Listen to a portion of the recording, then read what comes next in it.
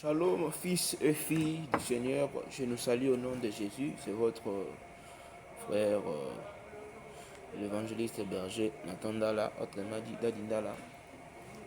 Je viens juste par une vidéo nous faire comprendre une chose que beaucoup plus négligent beaucoup. Alors, le point que nous allons parler, nous parlons de l'adoration. J'étais en train de chercher comment écrire, l'esprit m'inspire de faire cette vidéo pour nous parler un peu de l'adoration. Alors aujourd'hui, le monde entier, nous avions oublié qu'est-ce qu'est l'adoration. Beaucoup plus l'adoration est canalisée comme étant ce que nous faisons à l'église, pas nous faisons ce que les chantres font. Vous allez comprendre avec moi lorsque nous appelons, admettons, adorateur par exemple Michel Bakenda ou adorateur Jonathan Bikay ou adorateur quelconque. Là les gens diront c'est lui qui adore le Seigneur. Or que c'est pas ça. Alors j'aimerais pas commencer comme ça, j'aimerais que nous puissions consulter un peu les Écritures dans le livre de Jean chapitre 4 le verset 20. J'ai lu au nom de Jésus. Un enfant de Dieu doit toujours consulter la parole de Dieu. Nos pères ont adoré Dieu sur cette montagne. Et vous dites, vous, que le lieu où il faut adorer est à Jérusalem. La femme lui dit à Jésus, crois-moi, l'heure vient où elle est déjà venue. Ce ne sera ni sur cette montagne, ni à Jérusalem. Car ni à Jérusalem que vous adorez.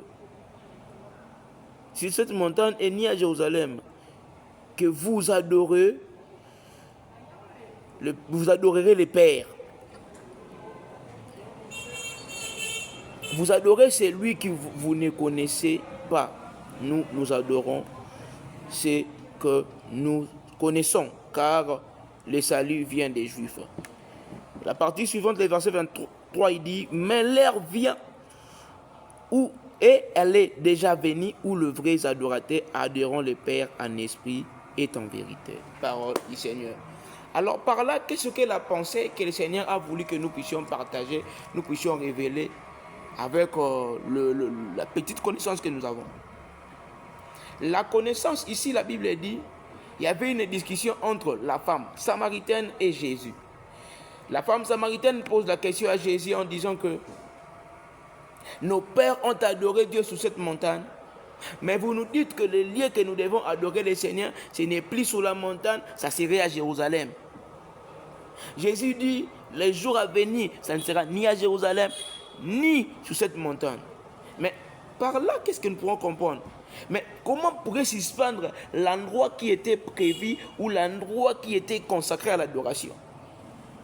Le jour à venir, il y aura l'adoration ni sur la montagne, ni à Jérusalem. Mais pourquoi?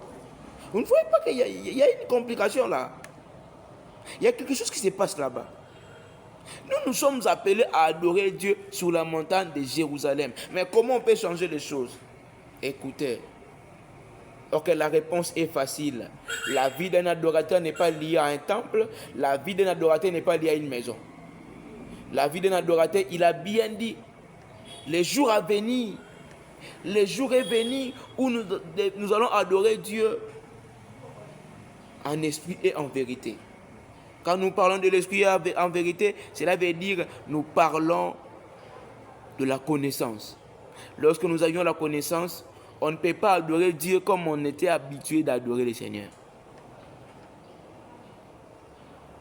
Qui devrait venir pour que nous puissions adorer le Seigneur? Les jours à venir, or en réalité, c'était quand le Saint-Esprit viendra, il va mettre en nous la connaissance, il va nous rappeler la parole de Dieu. Cela veut dire la vie de l'adoration, ça sera une vie continuelle. L'adoration, ce n'est pas simplement les chants, ni les cantiques.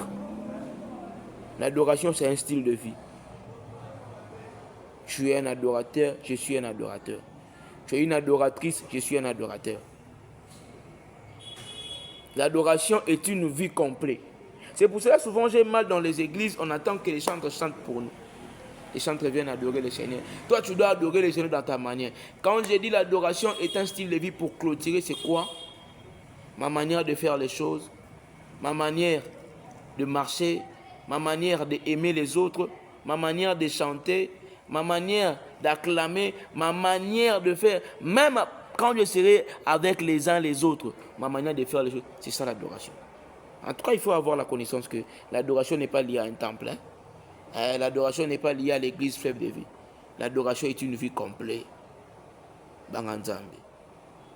Yesu azonga kalamingte.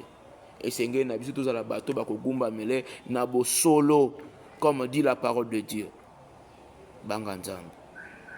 Shalom, que Dieu te bénisse.